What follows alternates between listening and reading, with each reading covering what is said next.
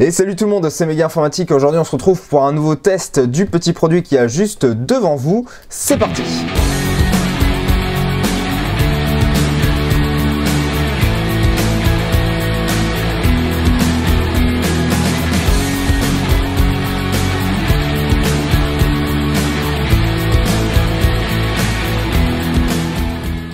Bien, dans cette vidéo, on va faire le test donc d'un wireless, donc un sans fil 2 en 1. Alors 2 en 1, pourquoi? Et bien tout simplement parce que c'est en fait un récepteur transmetteur audio en Bluetooth. Sur la face avant, on retrouve une photo du produit. C'est un rendu, c'est pas vraiment une photo.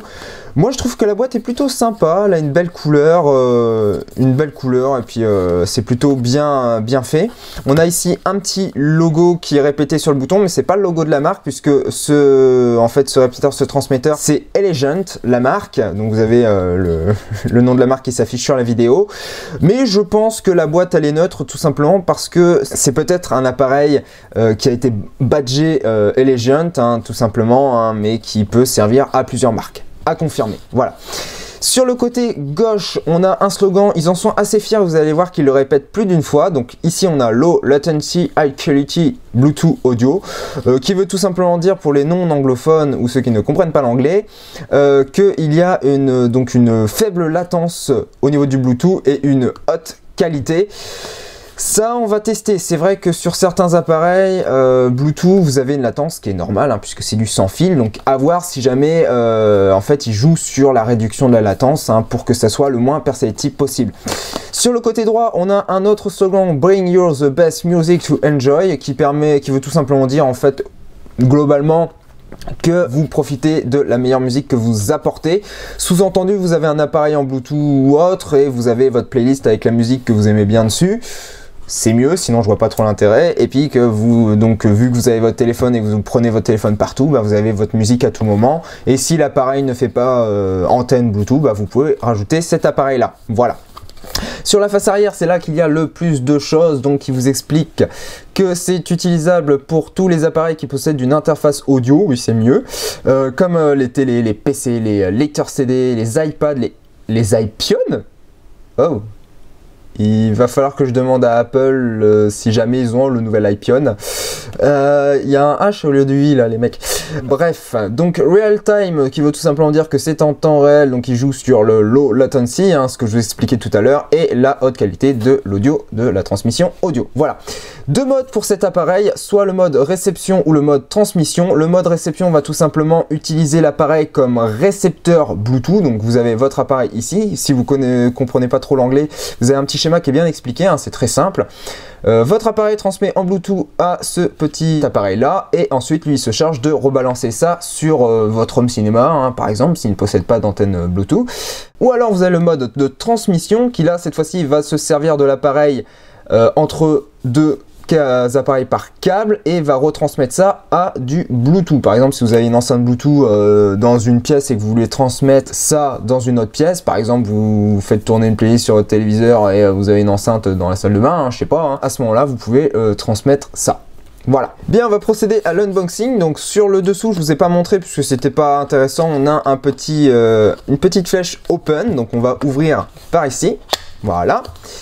La boîte en fait est compartimentée en deux. Au-dessus, avec la petite languette à tirer, on retrouve l'appareil qu'on va mettre de côté. On y reviendra un petit peu plus tard.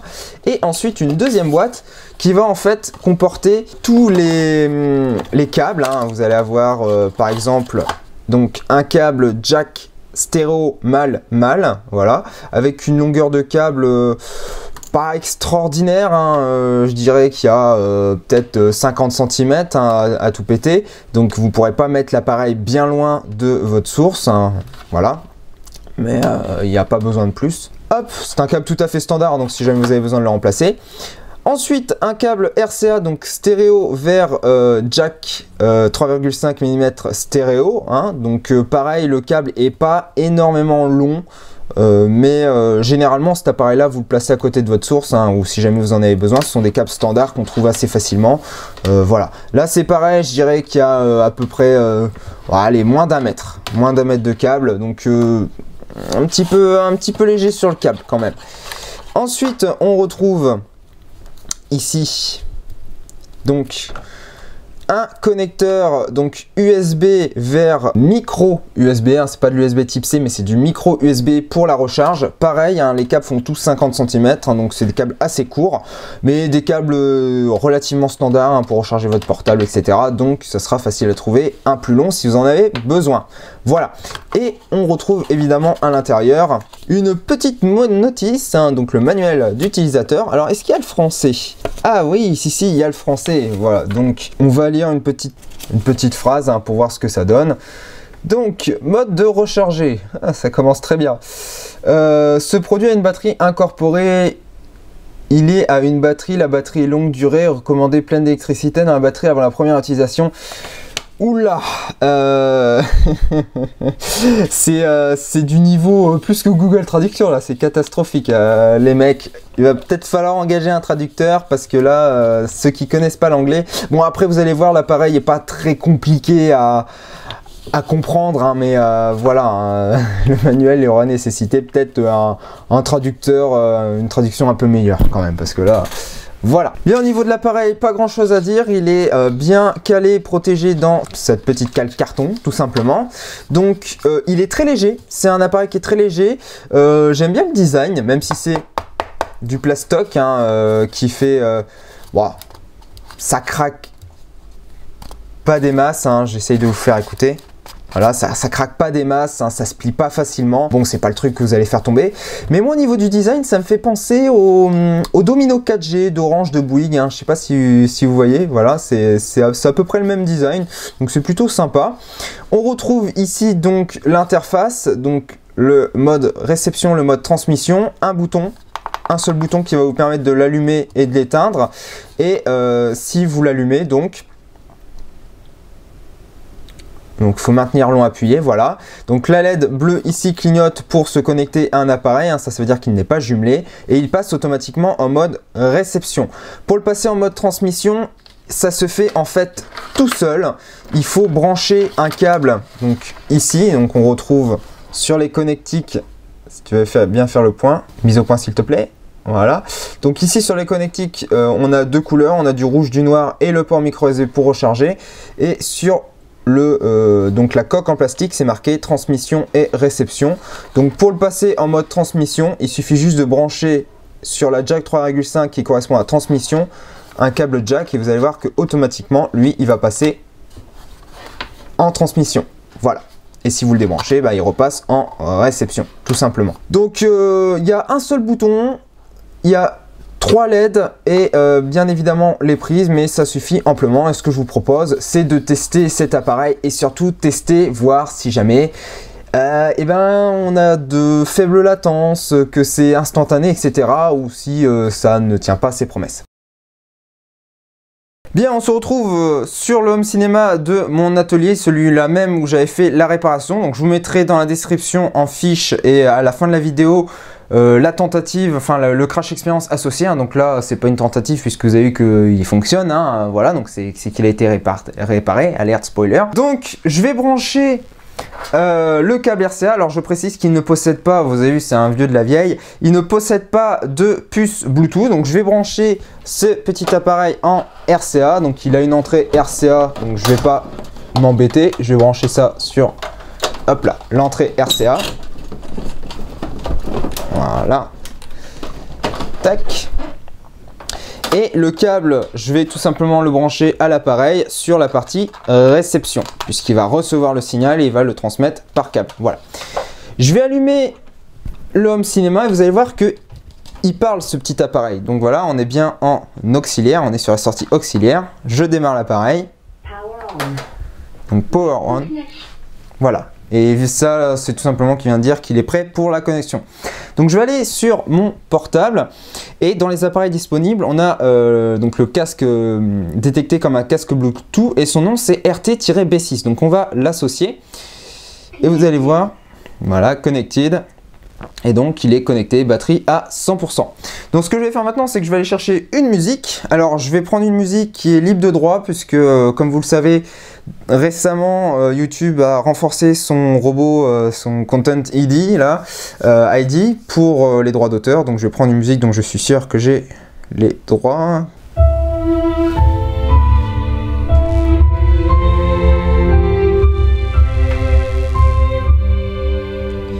Voilà, donc bien évidemment, c'est le home cinéma hein, qui transmet la musique. Hein. Si je l'éteins, il n'y a plus de musique. Par contre, si je le rallume, hein, vous voyez, je touche pas au portable.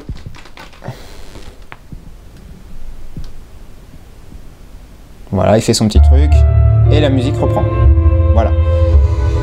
Donc jusque là, tout va bien puisque c'est un récepteur Bluetooth. Donc lui, au niveau du Bluetooth, tout fonctionne bien.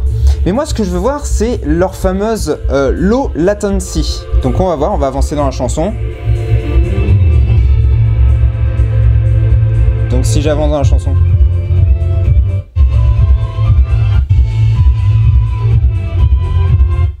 Ouais, il y a une toute petite latence, mais vraiment. Vraiment rien du tout, hein. Vraiment ça s'entend pas.